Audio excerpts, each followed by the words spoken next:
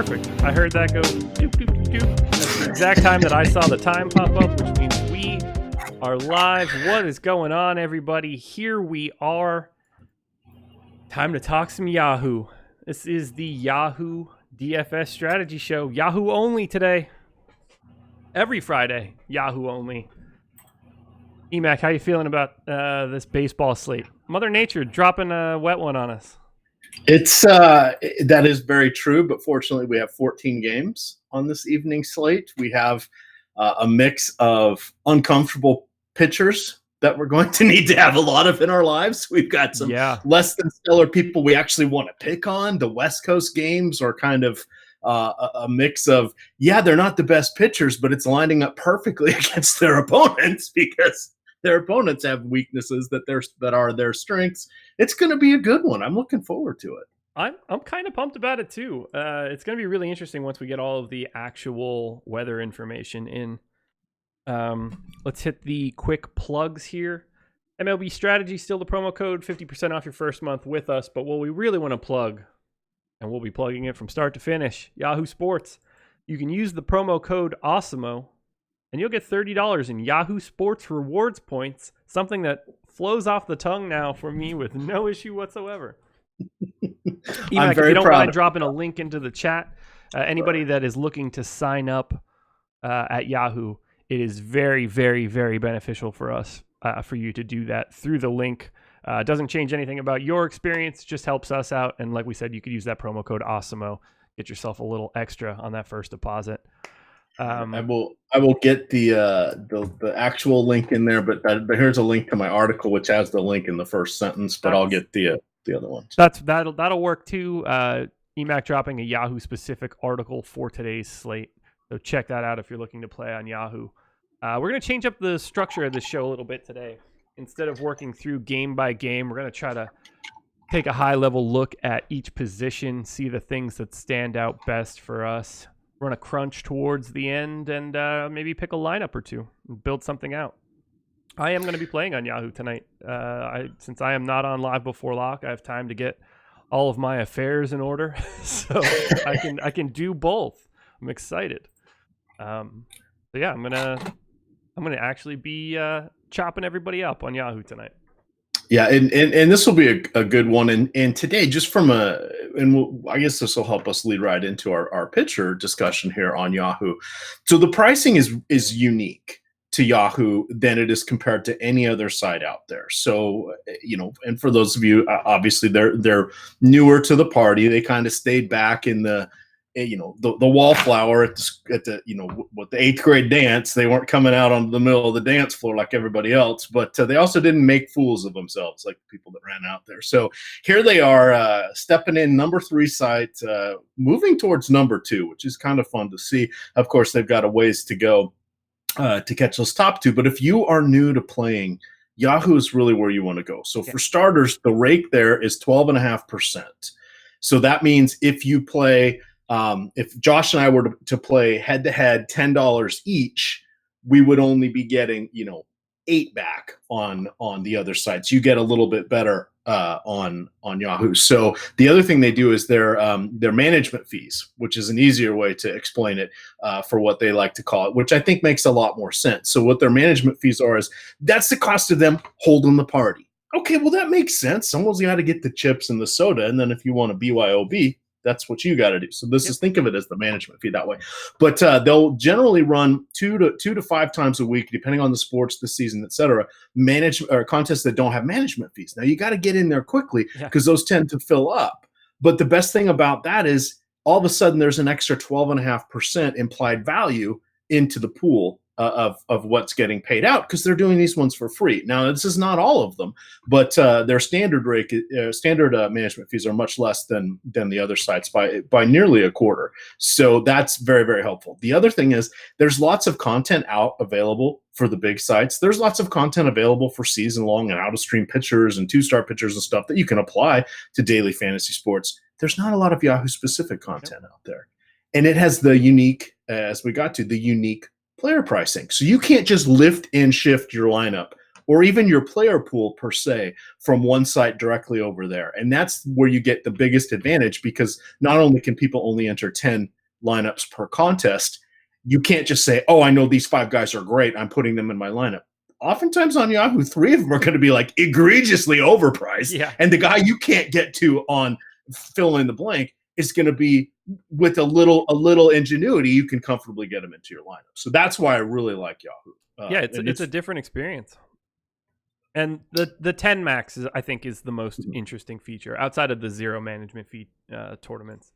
You're not competing with 150 lineups from 150 different people. Everybody's on the same playing field. 10 max to the lineups.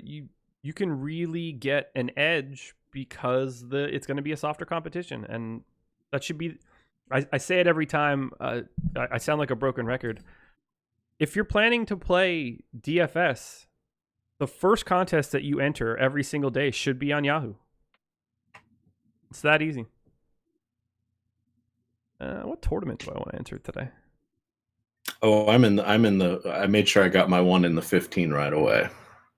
Yeah, I'm going to do the 5 today.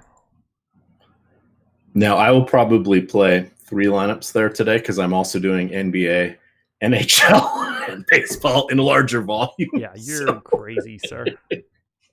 Well, I've won every day but one on NHL. I actually took down the jukebox last night. Nice. So I ended up $27 into, I don't know, like 160 across the board. I was just hitting everything. I took down the all day and the late or main slate jukebox there over on DK as well. So hey, I got a Stacks article out there that's literally hit the last four or 5 teams I've put in there. Go get it. Check that one out. It's free as well. And Josh, you got a shout out there about Max Muncy saying, if Muncy hits a home run, feel free to, and I even put your Twitter in there, follow Josh and let him know what you think. But then I heard you pick Muncy as your home run call last night. I did. That made me feel pretty good. I'm not going to lie. Hey, spotlight pitchers too. Kyle Freeland was my recommended pitcher on DK yesterday. So if you read spotlight hitters and pitchers and stacks yesterday and followed the advice, I can only imagine you did pretty well. Let's talk some Yahoo. Do you want to start pitching? Absolutely. Okay. Absolutely. Since that's kind of the linchpin of everything that we're going to do here. So on Yahoo, and in my article, in the front third of it, it just explains the different strategies and how Yahoo approaches. But of course, people are listening to this as well and not reading that. So we'll use this as the baseline to discuss. But the most expensive pitchers generally you're ever going to see are in the 60 to 63 range. And that is only when the aces are at the absolute apex of their powers, from coming in off 3 or 4 good starts and in fantastic matchups going against, say, the Marlins or the Orioles or something of that nature. And generally, that'll be reserved for the Strasburgs, the Verlanders, the Chris Sales, but they have to be in good form. Yeah. So today, Justin Verlander is the most expensive pitcher, and he's going into Texas. So he's 56. Now, the floor for pitching is 25. So there's a dramatic level of disparity here, but you never know what you're going to find with the pitchers down in the 25s, because sometimes it will be guys in tough matchups. Occasionally it will be relievers that are getting a spot start. And sometimes it can actually be, solid players that have just been really, really down on their luck. So today in the $25 category, you have Ryan Stanek. Okay, well, he's the opener for Tampa Bay. That's really not that exciting at that price point. Jason Vargas has been around forever. I think he's he been pitching since about 2000 and let's say 2005. He has. Yeah, well, that wouldn't surprise me either. But yeah, he's about 37-ish, but he's 25. We don't really want that. Vince Velasquez. Now you got something intriguing here. Yes, he is in Colorado, but he is 25. Going with him allows you to do a bunch of other things. Plus, you're getting a reasonably good track record of a pitcher at a low price. So this is just an example of what's down there today. Sure. At the top or the middle tier, we have 6 pitchers here that are separated by like $3. You've got Carlos Rodon, Herman Marquez, Anibal Sanchez, Madsen Bumgarner, Ross Stripling, Eduardo Rodriguez, Marco Gonzalez. Those are not names you're going to see right adjacent to each other on the other sides. No. So now you're like, okay, well, some of those, I don't want to pay for them. Others, I don't want to pay for them. But wait a second. they're really, if you start going point per dollar or projecting them out, they're like the fourth best play on the slate, and you're getting them for the 12th best price. And it's not a household name, and people aren't going to understand nor feel comfortable clicking on them. So everybody's going to try to get Verlander, Berrios, or Kluber, and you can upgrade 3 bats at least if you start there in that mid tier. In today's way pricing fell today. Yeah, you mentioned Verlander, Kluber, and Berrios. They are the 3 most expensive pitchers by quite a bit. And all 3 of them grade out really well to me. They're getting ownership. Verlander is projected to be the chalkiest guy on Yahoo chalkiest high-end guy on Yahoo at 30%. Berrios at 24, Kluber at 19. But I'm about to point out the guy that I like the most here, and he's not in that group of 3. Just slightly below, $44 in Coors, getting just 2% projected ownership right now. Give me some German Marquez. I'm going to have a ton of this guy. I don't care that they're playing in Colorado. If those first 3 guys are going to be 20% and above, I'm going to have the same sort of exposure to Marquez. He will be a key piece of the 10 lineups that I play today. I love Interesting. Love him. And there's a perfect example. I think he's a fine pitcher. I found a couple other guys I have my eye on. Okay. And even I, who just sat here and said, we really need to be careful about what we're doing, and we're going to click on some uncomfortable names. I find it hard to go to German Marquez in this one. And so I think this is really good. I think that the 2% popularity rate is phenomenal. The other thing that we'll want to start figuring out, Josh, is leverage on Yahoo is a little bit different than it is on the other sites. And that means where the popularity lies with the other players and the hitters. And oftentimes you're not going to exactly know where that is going to be until you make a few lineups and see where the easy ones, the gimmies seem to appear, because that can lead people down a path that's very similar. And they're going to think, oh, I'm being different because none of the other content talked about this today, and none of the other sites does this work, so I'm going to be different, but they're really not. So it's like the game within the game within the game. And that's the fun part here. So I think German Marquez is a very fine pitcher. Not the easiest of matchups against the Phillies, but of course he changes his pitch mix whether he's on the road versus when he's at home in Coors. Some of the pitches that the breaking stuff is less effective at altitude, so he goes away from that a little bit. Relies more on fastball changeup. Et cetera, the speed stuff and changing speeds that is not as effective at altitude. So that's if you're going to anybody in that, shall we say, knows the waters of Coors Field, he's the guy the cruise ships bring out to the boat to bring through the tricky harbor. Mm-hmm. So he's your captain tonight. I like that.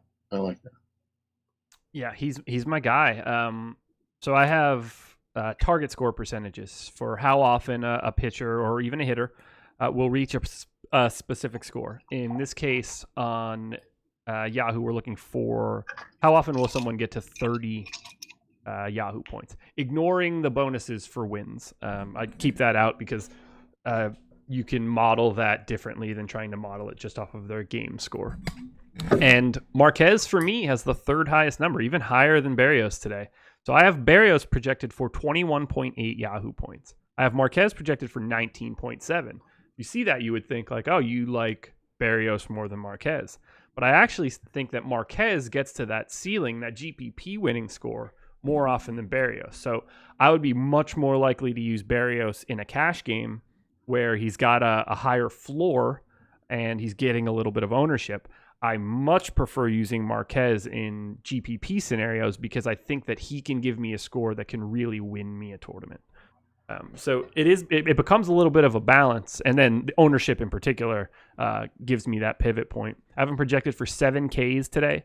That's 3rd highest on the slate, just a 1/10 of a strikeout behind Corey Kluber, quite a bit behind Justin Verlander, who is the pace car on this site.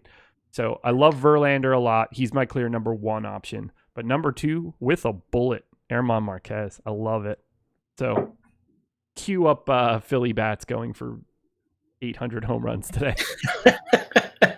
Well, I mean, I wanted to take a peek and see if there were any, overly scary ones in the projected lineup going against him. And in reality, it's going to be Harper and Hoskins. Okay, great. You've got 2 guys that are going to be in the conversation for MVP over the next 5 years. they're going to be scary against everybody no matter what. But if you look at the other guys there, Real Muto, definite upgrade from what the Phillies had last year. Same thing with McCutcheon. Kingery is in the lineup. Let me see, I thought he had crappy. Yeah, he doesn't make a lot of contact, but he he doesn't have plate discipline, I should say. But he doesn't strike out a ton, but not great. He's still a young kid. They don't have. I think Segura's injured, so he's not in the lineup. So this is a reasonable spot to go. And the other thing that you guys really, really, really want to remember is when you only have 10 lineups, just how many people are going to go with Phillies. Right. So it's one of those where, if they have a good game, you're eliminating a chunk of the people that went with the Phillies, but it may only be 10% of the overall batters. Yep. But that you can do that a couple different ways here, and it has a much more dramatic effect than it does on the sites that are, where you can put in 50 or 100 or 150 lineups. So that's important to understand as well. So as we work our way down this pitching list, we're going to get into that territory of figuring out who our SP2 is going to be, or who we're going to look to focus on as our second starters. And I don't have anybody that jumps out as clear plays to me. I've got, roughly 5 guys that I think that are relatively comparable as we work our way down. One of those guys is not getting any ownership, and one of these guys is getting way more ownership than everybody else. So what's the first name you see as you work your way down the list that stands out to you as an SP2? So for me, we're going to call it SP1 because I'm going double from this tier tonight, I think. Okay. Oh, I'm excited. Let's go for it. All right. So for me, and yes, we know that Verlander and Barrios when he's on form, and I'm blanking on Cleveland pitcher when he's on form, Kluber. But for me, it's Eduardo Rodriguez. Okay. Now, he's one of my guys in my group that stand out as quality options. So here's where I really get to him. So Tampa Bay this season is averaging 5 runs per game. That's kind of middle of the pack, but still dramatically higher than what they have done over the last few years. They last I saw were technically leading the AL East. So new season, nobody's watching them down there in Tropicana Field, but you get a nice pitching park upgrade here for Rodriguez. The thing about the Rays, where they got really good all of a sudden, is they've got Brandon Lowe, Austin Meadows, Yi-Man Choi, and Kevin Kiermaier in prominent situations. Now, Lowe and Kiermaier have been with them before, but Meadows and Choi, I guess Choi was with them for a little bit, but those guys are like their everyday starters. Yep. I expect Meadows and Choi to probably not be in the lineup. They need Lowe based on the position he's going to play, and it wouldn't shock me if Kiermaier's out of the lineup, but he ends up pinch hitting for somebody if a righty comes in the game. So all of a sudden, you've got Rodriguez missing their main bats there for Tampa Bay. The other nice thing is their righties are not their best hitters. So even though he now doesn't have the platoon advantage, and it's even more pronounced throughout the lineup based on what Tampa Bay is going to do. I mean, you've got Yandy Diaz, Tommy Pham, Avisel Garcia. Those guys are all okay. But then you got Mike Zunino, huge hole in his swing. Heredia, huge holes in his swing. Robertson, he's going to be batting third. That's not really who I want to have in batting third. I mean, he's literally minimum price on every site except Yahoo, where he's $9. So he's super duper cheap. So this is a good spot for Rodriguez. The win equity is solid because on the other side, they're going with Stanek, and then whomever's, in theory, it's Chirinos today, but that was the theory yesterday as well, and he didn't pitch. But in theory, Chirinos is going to be coming in. It's a bullpen game.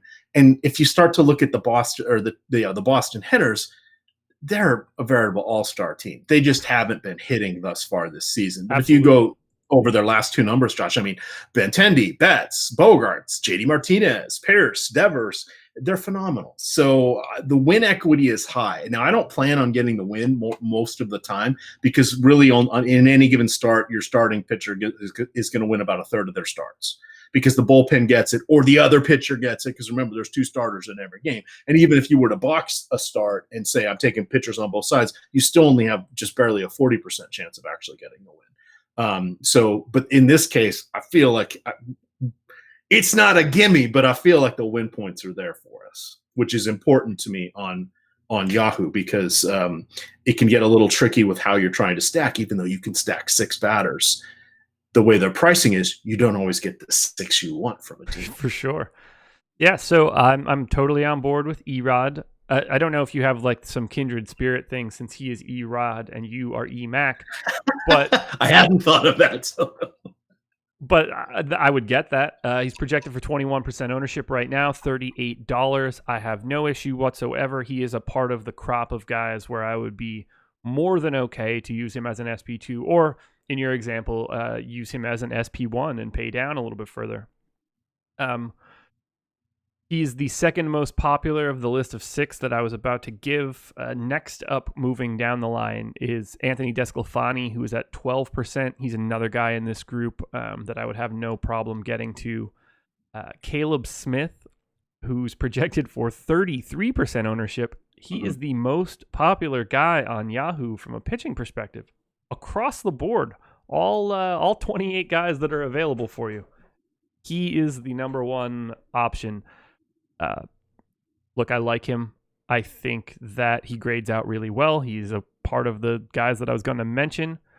But Jacob Junis is projected for just 4% expected ownership. And I have these guys relatively comparable. Junis $1 cheaper than Smith.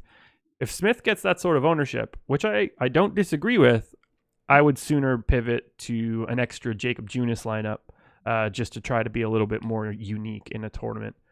How do you feel about Smith and or Junis? It was actually the first guy you mentioned who's going to be my number 2. DeSclafani? Okay, give me your DeSclafani thoughts then. All right. So, of course, well, one, the nickname, Disco. That's just fantastic in and of itself. Yes. And, of course, that's because baseball loves their nicknames, and DeSclafani is just easier to say Disco. So that was a high school nickname. But his price, $35. That's phenomenal on Yahoo. The name, well, who wants to click on him? Well, why don't we want to click on him? Well, he gets his ass kicked. Well, why does he get his ass kicked? Well, he pitches in Great American Ballpark.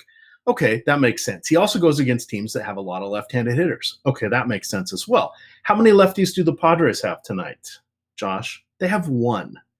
Uno. They have 1. Uno. Eric Hosmer. Do you know who their lefties are on the bench? No. I had to look. Greg Garcia. Greg freaking Garcia, who is a utility guy that was the lefty off the bench for the St. Louis Cardinals for the last 5 years. Yeah. But he's known for his glove. He's got like 700 plate appearances over 5 seasons.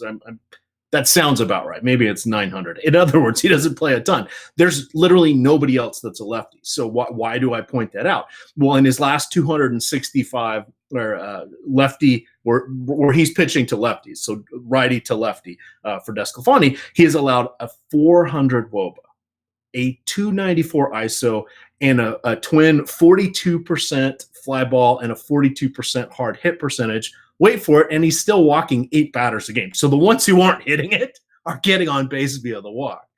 Okay, let's look at how he is against righties. His WOBA comes down to full 100 points. It's 300. His isolated power comes down 130. It's down to 160. His fly ball rate drops from 42 to 31%. His walk rate comes down, and his strikeout rate is 23.5.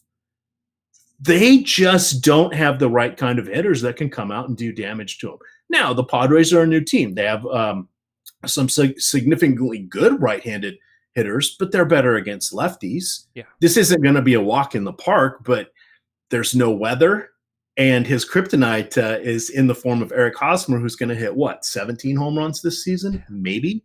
Yeah, he would hope.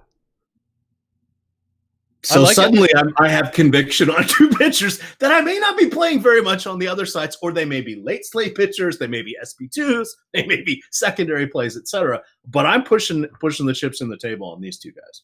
I like it. DeSclafani only at 12% ownership. I think that he is another natural pivot spot to the heavy ownership of Caleb Smith.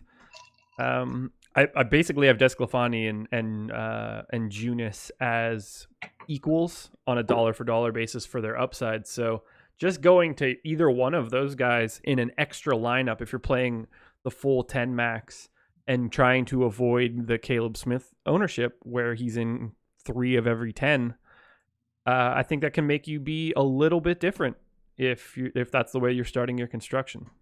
Got one more guy that's popping up for me as a potential GPP flyer. No one's going to touch him, and I don't really feel confident saying that I would. I would get the sense that I'd have him in one of my 10. I'll probably try to prioritize that actual build. I'm driving right into Coors Field, and I'm grabbing Vince Velasquez at the flat minimum pitcher salary of $25.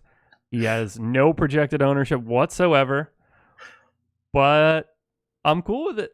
I'm going to take my chances on running headfirst into a very difficult matchup on paper from a park perspective. So give me a 1 in 10 flyer on Vince Velasquez to put up a monster score here. He could also just get shelled. Would you put him in the same lineup with Marquez and just hope that it's a random low-scoring game for whatever reason? And not that game stacking matters as much in these situations, but if it's good hitting weather, it's good hitting weather for both sides. If it's bad hitting weather, it's bad hitting conditions for both sides, etc. But just nobody would have that. Where I'm going with that is nobody would have that combination. It would also keep you from taking hitters in that game. And all of a sudden, this will be a fun one to play with on the crunches, Josh. It'll be fun to see who comes in. I'm suspecting a lot of Boston hitters, maybe some of those Dodger lefties going against Ulysses Chacin. It'll be an interesting one to go that route because you'd have a completely unique lineup with some amazing hitters. And all you got to hope for is your guys just don't get their ass kicked. Yeah. They may not even have to be good because by default, if they're okay, it means the batters aren't doing great and people are going to be trying to get those batters. Yeah, that's a really good point. I hadn't really thought about it, but I don't think that I would have any issue if I ended up on Marquez plus Velasquez in a single GPP. Yeah, and for me, it's just because Velasquez is 25. If he was in the mid-30s, I'd say I don't. Oh yeah. If his price wasn't where it is, I have zero interest in this flyer. But flat minimum price and absolutely no one else taking him, I can grab the chalkiest best bats I can find to go in that lineup and still be different. It is not a play that succeeds with a terribly large likelihood. I have him hitting the target score just 3% of the time, so we're talking about a once a month type outcome if you're taking a guy at that level. I'm okay with that though, because if I'm playing this tournament, I'm trying to win it, and it's going to require me to be different somewhere. Especially if guys like Caleb Smith are going at 33% expected ownership. I see the difference between Vince Velasquez and Caleb Smith to be way more narrow on the high end than maybe that ownership implies. I don't know if that's just pure Colorado fear. I mean, a little bit of it has to do with the fact that I don't really think Velasquez is anything fantastic, but there are days where he looks like he has really, really electric stuff and not just the mildly wild, give up some home runs type of stuff that he normally has. Steamer has him with a 9.5 K per 9 projection. That's 0.4 of a strikeout behind Marquez's projection. I'm not trying to say that they're comparable at all, but it's not a shock for Velasquez to strike people out. And if that works in Coors, I think you can get a bit of a bargain at $25. That price creeps up. Get out of there. Yep, I would concur. Would you have any other pitchers that you would want to touch on? Let me go back to that page here. Sorry. Let me see. Just throwing out a few thoughts here. Marco Gonzalez is okay, but at that price point, I can allocate those extra $5 somewhere else because the pricing is just so packed. Anibal Sanchez, someone that I have some interest in, but again, pricing here against Miami. Sanchez has changed his pitching style. Miami, of course, back where it all started. He was in a different park at that point in time, though, so I don't know that there's revenge. But he is throwing, I want to say, I can't remember if it's the splitter or the sinker more, but he has been changing things around a little bit, so sort of reinvented himself. But that price point, not going to get there for me. That's, I think, where Caleb Smith starts to pop up. I think he's okay. Oh, Marcus Stroman. There's the other guy. Let's spend a second on him. So Stroman is kind of an interesting play here, and he's someone that I was considering instead of DeSclafani. But ultimately, once I realized there was literally only one lefty, and it was Eric Hosmer, I ended up with DeSclafani. Stroman has elite ground ball stuff. Over the last 2 seasons, or dating back to the beginning of 2017, he has like a 59 against righties and a 61% ground ball percentage against lefties, something along those lines. So he limits a lot of power. He's on the late slate. He's out there in Oakland, which means he's not pitching in the Rogers Center. Oakland gets a little taste of that marine layer air, which cools things down a little bit, which all that is really doing is turning, first 4-row home runs into warning track outs. So even if the guys from Oakland, who do carry a lot of power in their bats, even if they can get a hold of one here, the chance of it going out, not the greatest. So for him, he'd be kind of like SP2 style for me. The win equity, I think, a little tougher, which is why I went with Desclafani. And then also he's got to face the DH. Oh, wait, who's their DH? Oh, yeah, Chris with a K Davis. That's a little tougher, facing the pitcher. So that's how I ended up on Desclafani. But these are the names that on the other side you're going, I don't really know that I'd want to get there. Here, all of a sudden, I'm into the intricacies of, oh, wait, if we really think about this matchup, we know 10 out of 30 times, Stroman's going to have a pretty realistically nice outing. May not be great, but it's going to be solid. Probably puts him in the top 10 pitchers amongst the 28 that are going today. Does it need to get that much higher to get him in there for, top 8, top 7? And all of a sudden, when you look at his price per dollar on Yahoo, that makes him a much better play than some of the other guys, like even Verlander or Kluber and Berrios. So that's where I start to look at these other guys. And for me, for a true kind of baseball fan, this is the fun stuff to look at. For sure. It's not as obvious as it might be on the other sites, just because you're getting content from them all day from all sorts of places. So. I'm setting up a crunch right now. I'm excited to see how this shakes out. And I've hit a few. You want me, while you're doing that, just talk about a couple cheap hitters that I've seen throughout here? Well, I think we can go and tag position by position if you want to. Okay, I've got catcher pulled up right now. If we want to start there, I would say that my top spend up catcher is probably Yasmani Grandal, projected to hit third, projected for absolutely no ownership, which is always very appealing. It's scary for me to want to pay up for catchers, just because so many of them can be filler salary, basically, to get yourself some higher end bats. So the chances of me getting to anything else at the top is always going to be coming from a stack. If I'm looking to one off here, I just want to find the guys that I can gather the most value out of. So that would be something like Wellington Castillo or Buster Posey. Like Francisco Cervelli right now is projected for 29% expected ownership. Posey at 18. That right there, 47% of what we're projecting at catcher is in those two guys. If I'm looking to win a tournament, I'm just not getting to them unless they're part of a full stack. I would not be one-offing any of them. Now, if I'm playing cash, the first guys I'm looking at are Buster Posey and Francisco Cervelli, because they grade out well for me. I have no personal issue with them, but if I want to win a tournament, I have 8 other catchers that have similar upside and outlook at the exact same prices. So who stands out for you at catcher? So on Yahoo, I'm gonna hit at almost every position where I've got a $7 or a $9 player. So catcher is usually a good spot to find these guys, but if you can find someone that gets you a leg up, that a lot of people aren't going to spend on because they think the conventional wisdom is to punt catcher, then that's when a guy like Grandal really comes into play. Now, the price is fine. I just don't like his matchup today with Stripling. But if he were still with the Dodgers and going against Yoelise Chacin, he'd be my top guy because people aren't going to get to him. Yep. But the guys I do have some interest in, I see that Mike Gray put it out there in chat, Gomes or Kurt Suzuki, whomever is behind the plate there for the Nationals. They're both solid against lefties. I don't hate Mike Zunino at 9. I don't even hate Mike Zunino if I've got Eduardo Rodriguez in the lineup, because Mike Zunino is going to give him 2 or 3 strikeouts and a 1 in 4 chance that Zunino hits a home run in this matchup. Mm-hmm. Okay, they can both get there and not cannibalize each other in any stretch. So those would be the guys that are coming to me at first. My number one guy would have been, as you mentioned, Cervelli, like everybody else has. I think he's projected to probably about 3rd.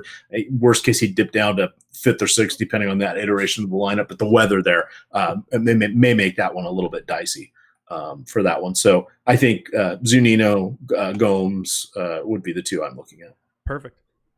Yeah, Cervelli grades out as my best. Excuse me. Still trying to clear out all the funk in my chest.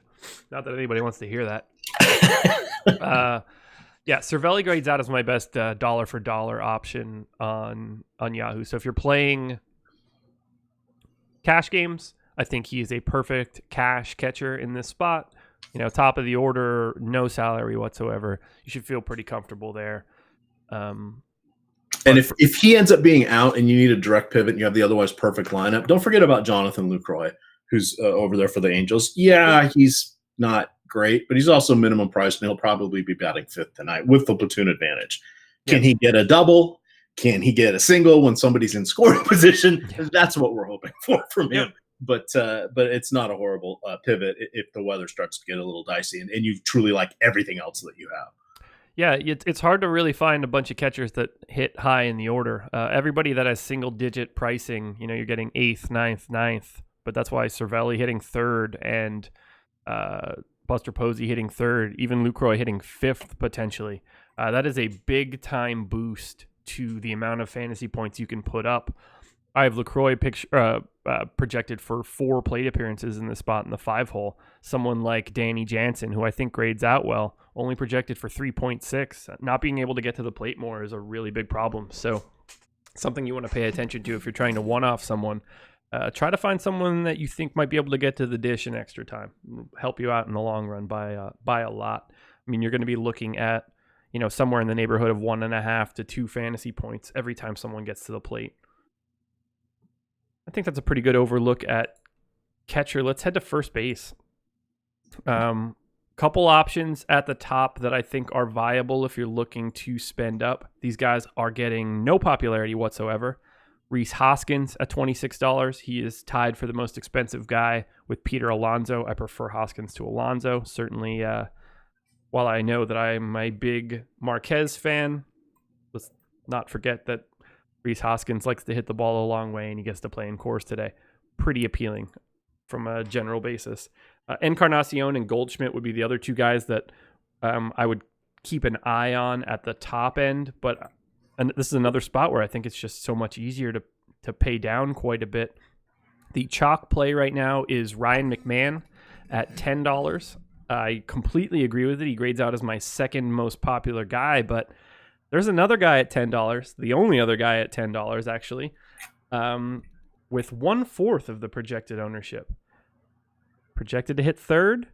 Oh, God. Is he a former Triple Crown winner? He certainly is. He is my number 1 dollar for dollar first baseman, Miguel Cabrera. Come on down. What do you think about my Miguel Cabrera call here? I think it is a fantastic pivot. That one I overlooked. Potential weather issues there, but that's okay. Right. Caveat for everything here. Yeah, for everything. Six games might get rained out tonight. Yeah. So it's going to make for a really boring show if we don't. We say that. No. So, yeah. but perfect. I thought for a second you were going to somehow end up on Tyler White or somebody there. But so McMahon, he had 2 home runs last night. I think he's more or less kicked around the minors for kind of the last 5 seasons. I can't think of what his injury was, but it shouldn't have affected him too much. But he just came off the DL last night. But he's going to be wildly popular. That's for good reason. He's $10. That's where you run into the, it's probably kind of good chalk, if you will. And sometimes you just can follow along with that. But I do love the fact that you're talking about Miggy Cabrera here as a pivot. And I think that is phenomenal, Josh, because, it's not Triple Crown winning first time since Carl Yastrzemski, Miguel Cabrera iteration, but he's still damn good, and it's $10. So and hey, McMahon is what, like a 240 career average in the show. It's not like he's gonna go great shakes. Yeah, he's 24 or 25. He's not even at the peak of his powers. He's got at least 3 more years of upside till he hits that age 27 season. But what's going to happen tonight? I don't know. Could Miggy outperform him? You betcha. I actually have them both projected for 8.6 fantasy points on the dot. So when in doubt, take the ownership discount. Yeah. And if you're playing cash, Ryan McMahon looks like a very safe, as safe as anything can look in baseball DFS. He looks like a safe option to be used. Other guys that are standing out, Luke Duda, Hanley Ramirez, guys that I did not expect to say. If you want to pay up a little bit for someone that's going completely unowned but has massive, massive upside, Jose Abreu getting no ownership. He's one of 4 first basemen that have greater than 10% chance of hitting their target score. The other 3 are Hoskins, Encarnacion, and Goldschmidt, and they are all priced in the 20s. So you can get that similar upside from Abreu at 17 with no ownership whatsoever. Could be a nice guy to take as a one-off that really makes your lineup look a little bit different. Who's your first baseman? Who do you love? I Goldie at the moment. Yeah. Would be, because I'm assuming Bellinger. Yeah, Bellinger's outfield here. Okay. Goldie has the second highest target score percentage for me today behind Hoskins, and I don't think that either of us are going to be terribly shocked that Hoskins has the highest one today. Yeah, not at all. It's like Coors Field for you. Who gets the next MVP? Not necessarily this year, but Harper or Hoskins? I hope Harper. Well, okay. Let me revise what I just said. I may be joining you in my hatred towards the Phillies. But I love Bryce Harper, and now I am so conflicted I don't know what to do because I've never liked a Philly athlete before. Unless Philadelphia didn't like him. Like, I really liked Donovan McNabb for a stretch because it seemed like every single Philly fan hated Donovan McNabb. And meanwhile, I was a Redskins fan, and I was like, well, I mean, I'm not getting anywhere with Gus Frerotte and Heath Schuler and all of these other idiots that have been rolling through under center. When I hitched my wagon to Jason Campbell, and that wasn't getting me anywhere, that wasn't great. And they were just like, oh, McNabb sucks. 4 straight NFC championship games. Like, I'd kill for this. And then ultimately I did, in fact, get Donovan McNabb to the Redskins. So if I can will it into the ether, can I get Bryce Harper to the Braves? Is that going to be possible? No, wait. He's going to be on Philly for the rest of my life. How do you root for the Redskins? Do you mean like emotionally or like how did that become my team? Like, how did that happen? I'm just trying to think because you would have had to bypass the Steelers, Philly, and then potentially the Giant. And well, I guess the 2-part answer. It's really easy. The first part is the secondary piece of this. My dad is a Cowboys fan. I love my dad. I didn't do this just to be on the opposite side of him because I don't like him as well. But I love just liking the opposite stuff of him so that we could argue. So my dad is a Cowboys fan. Gave me that natural pivot. But the real reason, honestly, the first thing I remember in sports all happened about the time when I was like 6 years old, which was the year that the Redskins won the Super Bowl. So I was a big time Mark Rippon fan. I have a Mark Rippon jersey hanging in the closet. Art Monk, Ernest Biner at the time. That was just my squad. Darryl Green, like that's how I remember Redskins football. Thinking Mark Rippon is the greatest quarterback that's ever lived. Chip Lohmiller. I've been on the hunt for like a legit Chip Lohmiller jersey for the longest time. I don't want to just get it like custom. I want to find out that it exists and then spend like dumb money on it. Very nice. Because I know that I'm the only one that'll want it. And I could probably send it straight to Lohmiller's house, and I get the sense that he'd sign it and send it back. Probably he may throw in a few other memorabilia pieces for you. Yeah. So if there's any Chip Lohmiller bumper stickers or T-shirts out there, don't be afraid to send me those links. Oh, okay. Well, that makes a ton of sense. That's all. That easy. All right, let's head to second base. So at the top end, he's getting some ownership, and he should. I think he's pretty clearly the best option. He's the only second baseman on the entire Yahoo slate that has a double-digit target score percentage. If you want to pay up for talent here, I think Jose Altuve is the way to do it. But if you're looking to pay down for some of the second base slot, there's one guy getting a ton of ownership. He does grade out as my best play on a dollar-for-dollar basis. That is Josh Harrison, projected to hit leadoff, 28% expected ownership. Coming in second is Dozier. He also has 11% ownership. So what I'm just trying to do in this spot is figure out where the pivots are. And the first couple guys that I see that are potential pivots would be Eric Sogard, which I don't feel really comfortable about. But again, flat minimum salary, potential to lead off. We've got this crop of Joe Panic, Daniel Robertson, Jose Peraza, all at $9, all not really getting much ownership. Second base is kind of gross. Does anybody stand out for you? No, and that's how it's the answer is going to be.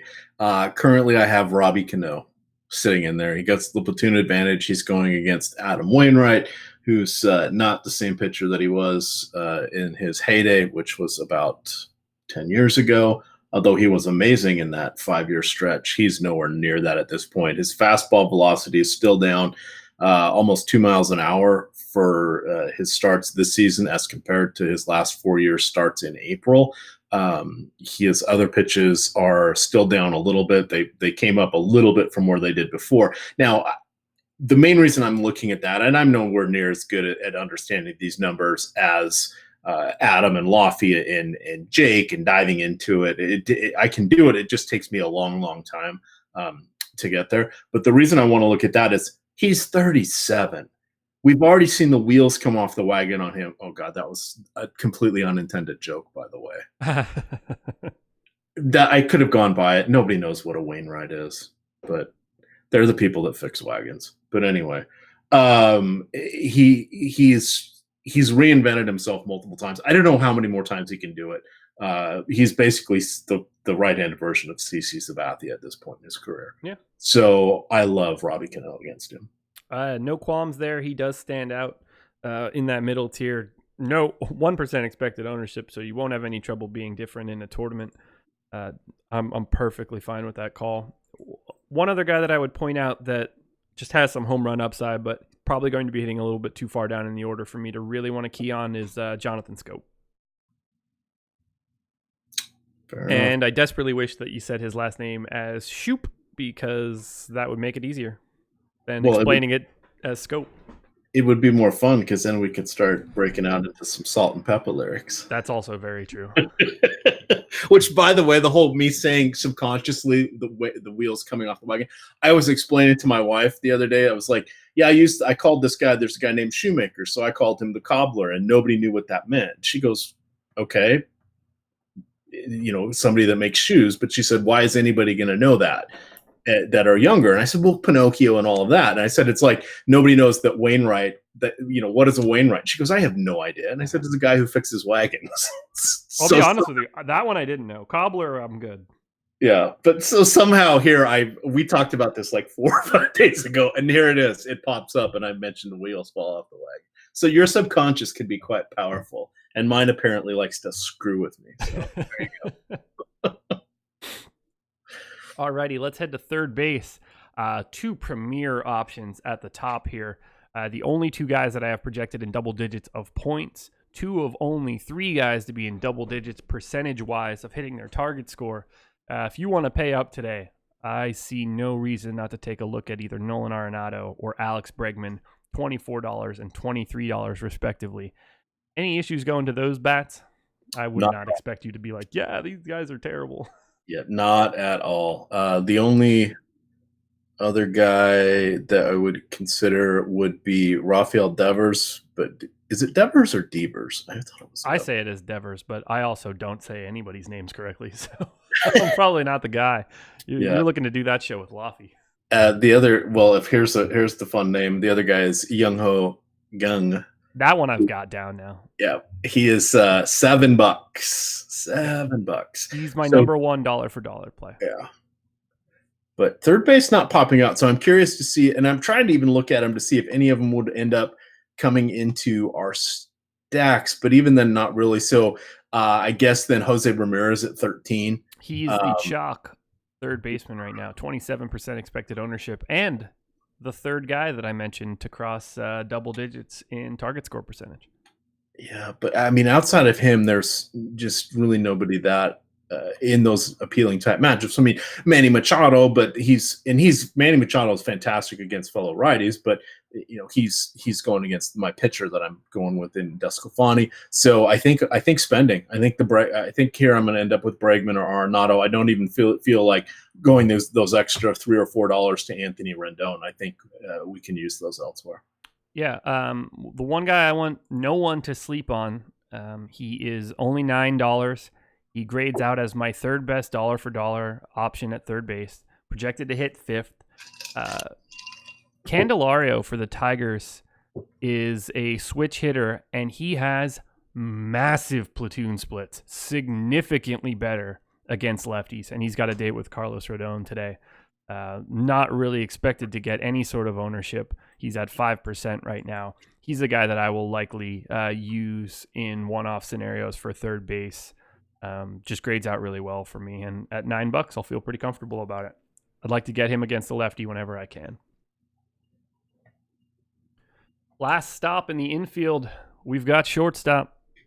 And number one with a bullet at the top, even getting some ownership. He's the most expensive shortstop on the slate. He has the highest projection. He's got the highest target score. He's got the highest just about everything. Going to be hard to not want at least some sort of shares of Trevor Story in Colorado. I think he's my favorite shortstop option. No problem paying down to Carlos Correa at just $19.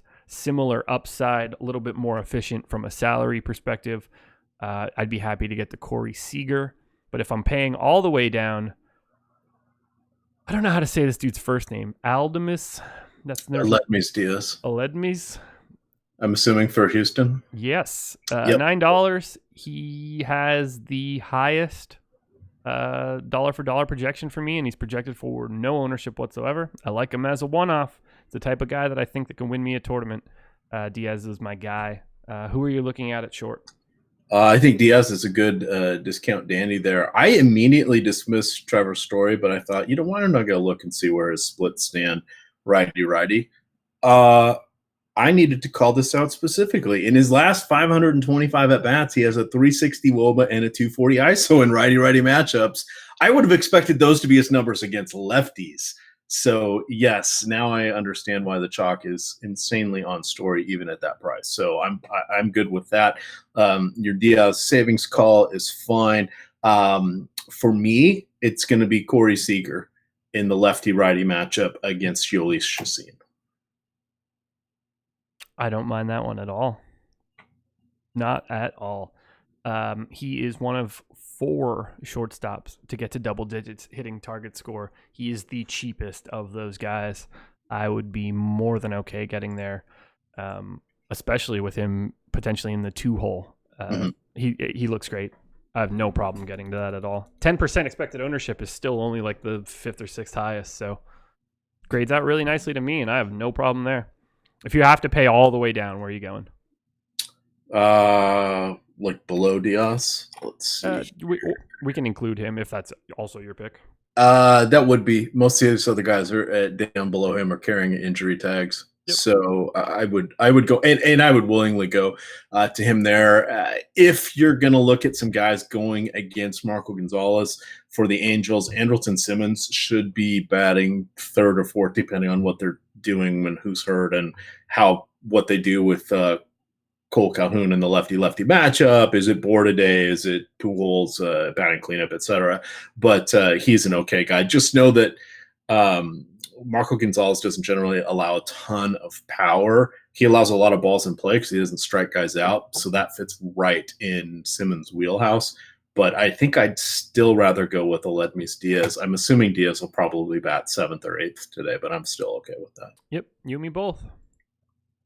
Close it out. Let's head to the outfield. Got a ton of bodies here. Just grading out really well at the top. And I'm going to point this one out because he's not getting ownership and Trout and Harper are. Cody Bellinger, $27 if you want to spend up. I see him as equals to Trout and Harper, both of those guys in double digits expected. Bellinger just at 2%. If you want something also comparable that's not getting a lot of ownership, George Springer looks good. Jock Peterson is basically my favorite play of every single day on every single site, no matter what. Just guy grades out. I mean, Hitting leadoff is always so massive. The Dodgers implied totals are always high. It's generally speaking a lefty-righty matchup for him, so everything is super advantageous. In terms of GPPs, I always just get a ton of Jock. Nelson Cruz grading out really well. David Dahl is the crazy chalk at $18, but I totally get it. Massive upside. Charlie Blackmon, 41% expected ownership on Yahoo today. Look, I understand that this is a really great spot for him. I'm not playing him in 4 out of my 10 lineups. There are way too many guys in comparable salary spots where I don't have to deal with that sort of ownership. Again, if I'm playing cash, that's a completely different story. You probably want Charlie Blackmon. If I'm in a GPP, I think I have a much better chance of winning if I'm using someone else. If I scroll down all the way to the bottom into that single-digit salary tier, Curtis Granderson and Matt Kemp are getting the bulk of the ownership, but I'd be just as happy. Well, no, I would not be just as happy, but I would be comfortable going to someone like Dustin Peterson or Danny Santana. Both guys grading out similar in terms of upside to these guys at flat minimum salaries for outfield bats. I know we've got a lot of guys that we could potentially talk about, but who stands out for you? Matt Kemp. Yeah. Because wait for it. Why is he not? There you go. Because he's the same price as Tony Kemp. Both minimum there. Look, Kemp is, on the downward part of his career. He's good against lefties still. He's been mucking this season. It's just kind of seemingly taking it longer for him to get the extra base hits. Now, if you go look at his game logs, he's on a 5-game hitting streak. He's quote, seeing the ball well. He's just not hitting for extra base power. He's got like a double, and I don't even think he has a home. Oh, he's 1 home run this season. Wow. So 2-3 extra base hits. That's not a lot, but he's at least getting contact on the ball, and he's batting cleanup most likely tonight, and he's $7. So what I've done, so I love him. I'm going with the Bellinger, Jock Peterson, because I'm doing an LA stack here with Muncy and Seager, and my 2 pitchers I talked about with Rodriguez and Desclafani. So now I'm trying to figure out what I want to do with catcher, second, and third. And if I go Lucroy, just so I have a cheap placeholder, I got $14 a piece for second and third. But this is where I'm curious to see if some stacks run out some interesting stuff for us because of the way pricing is. And you hit on all the right guys at the top. Would you expect Conforto to be in the mix with those guys? No, but he's also in a fine matchup lefty-righty against Wainwright. So even though there's names popping up there that you're like, well, why is this guy in here? If you start digging in their matchups, a lot of times they do deserve to be there. Now, those guys will diffuse dramatically because of where pitcher pricing is and where people are going to be comfortable tonight. So I don't expect any of them to really carry more than 15-20% ownership at the max outside of the Coors Field guys. But as I scroll down the list, at outfield, David Dahl does stand out. I like Jorge Soler. Okay. Probably not tonight. I think Randall Grichuk is actually in an intriguing spot. Love that dude. Evening. He's very good in righty-righty matchups, and he just carries a lot of power. He's finally getting everyday playing time. He's been around forever. He got back with the Cardinals like 7 years ago or whatever. So he's okay. Malik Smith, if you want to get a little stolen base upside, is fine. As I just continue down here, Jesse Winker, are we actually seeing power from him? No, I don't like this matchup for him tonight, but he's one guy I wanted to call out. He has 5 home runs already this season. He's a guy that you always think is going to hit for power, and then he's a punch and Judy hitter, but now he's not making any contact, and when he is, it's going out of the park. Those are the guys I'd be considering. Teoscar Hernandez at 14, if you want to pair him with Grichuk, I have no issues with that. I like that. That's mostly it, but there's a ton of choices right there to talk or to give people some pivots and such. So not too shabby. Alrighty, that's the lap through position by position. I ran 150 lineup crunch while we were talking. So let's grab 2 pitchers and see what we've got with them. I want to look at Rodriguez and Desclafani first, so I'm curious to see if I didn't get it, I'll lock them both and run a crunch, and we'll see. Desclafani, I got 1. Okay. So in the 1, Erod, and I'll lock them both again and crunch out a couple extras to see what pops out. Erod Desclafani, 6-man Dodger stack. Oh, it's like I knew, Josh. It's like I knew. So who are the other two I need to add?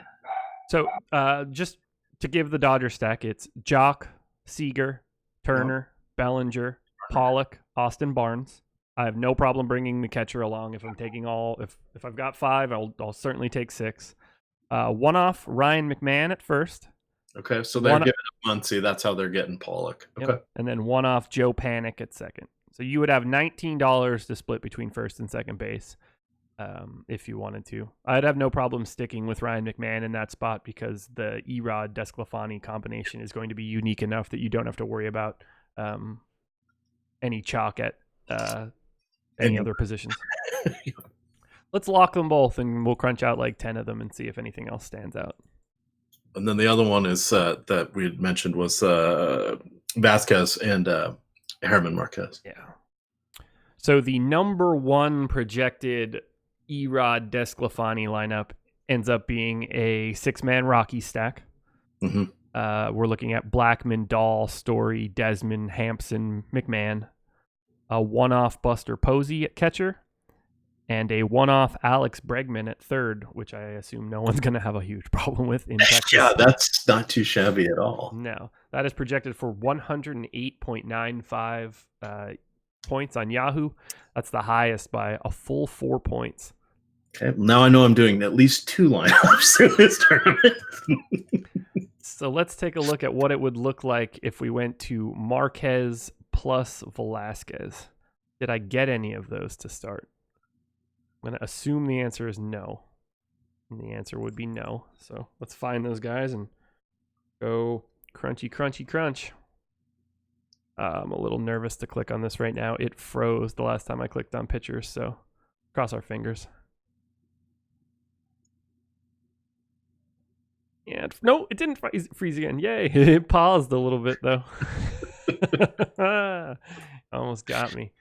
I need to open that up a little bit more.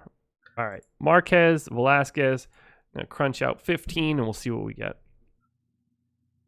Could not. Oh, do I still have those other goons locked? Wait, who did you just have me pick? I had you pick Desclafani and Eduardo Rodriguez. Why is it not letting me run this crunch? Can I really not get... If I lock both of those guys, I can't get them with my current settings. That's craziness.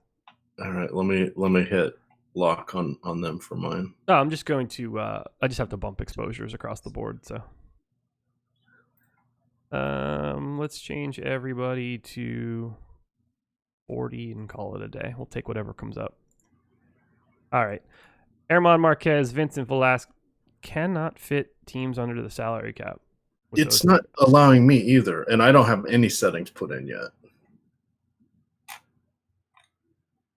Okay, playing against... No part of that is possible, right?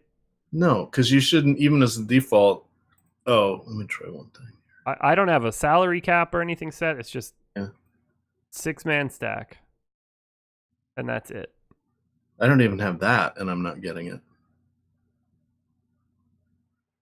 Let's see. I've selected. And so here's some good things to walk through for everybody. So if you don't run a crunch, usually it's because you don't have enough allowed in some of your ownership caps, etc. So next thing you want to do, did I select the correct slate? Because sometimes if you don't have the right slate selected, it doesn't know what to do. Do I have anybody else locked? No, I don't. Do I have...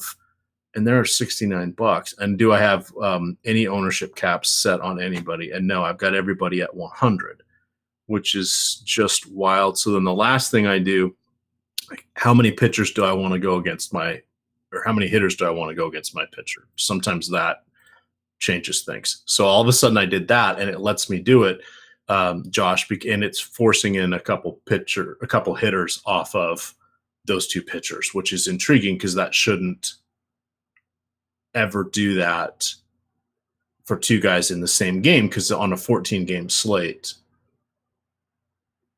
right? I mean, it makes no sense to me. No, because did yours free up when you did that as well? When I did what? Oh, did you? I changed mine to just allow one hitter against your own pitcher.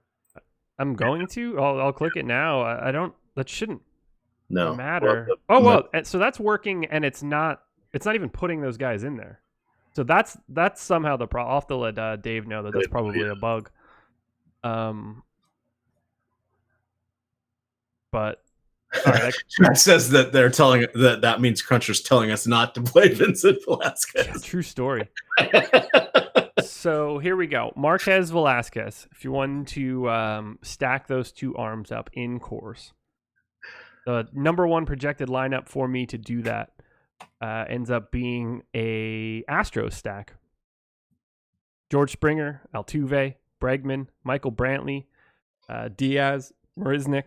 Cool there. One off Jose Abreu. One off Francisco Cervelli. I mean, I like that. If Coors busts and you can get two decent starts out of Marquez and Velasquez, the idea of being on the Astros in Texas, a chalky Cervelli catcher option, which is cool with me. We're not exactly getting to a unique, or we're getting a, doesn't matter how chalky our hitters are if we're using Marquez and Velasquez. And Jose Abreu is as good a bet as anybody to go yard. So I really like that lineup. If you wanted to switch it off a bit, we still have that 6-man Astro stack, but with Buster Posey and Nick Castellanos, if you wanted to change it up a little bit. Or Buster Posey and Miguel Cabrera with a 6-man Dodger stack. Lots of options to be had. And then what I'm getting, and I don't have stack set up, but I can just tell by looking at it, it really likes the Mets here because you can get Wilson Ramos at catcher, and then it likes Cano, Conforto, and Nimmo, and those guys are going against Wainwright. So in addition to that, if you just run it open, you're going to get 4 of my first 8 hitters are Mets, and then 4 of the top 11 are Astros, and then the one-offs are Trout, Ramirez, and Cruz. So I'm running another 100 with no one locked. We're just going to look at whatever my top lineup is, and then we can go ahead and get out of here. 80, 90, done.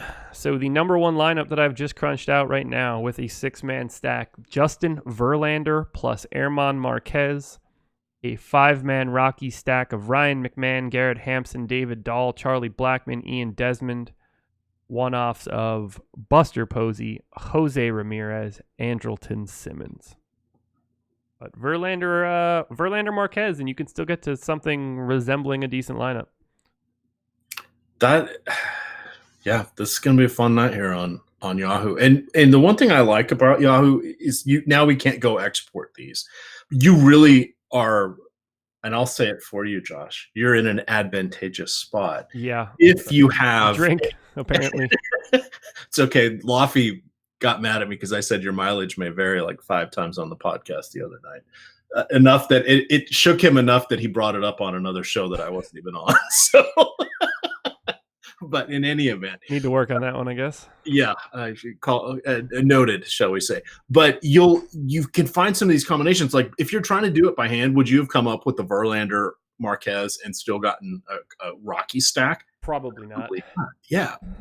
So if you can just pop these in here, and then you can very quickly type them in by hand. You just open up the little search window there in Yahoo. All you're doing is typing in the first few names. Obviously, don't if you're going for Matt Kemp, don't click on Tony Kemp or Lopez's, Ramirez's, etc. But it's not that hard. Now, can you do it as the clock's winding down and you're trying to get 10 unique lineups in with 4 minutes to go? Probably not. No. But it's still, it does give you a little boost here if you can look at something in that's as agnostic, I think is the word I'm looking for, unbiased as the optimizer and the Yahoo salaries.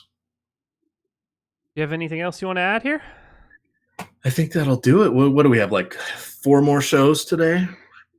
Deeper dive at 4:45, live before lock at 6. But and Fast Eddie NBA at 6, I believe. I think lock is at 7.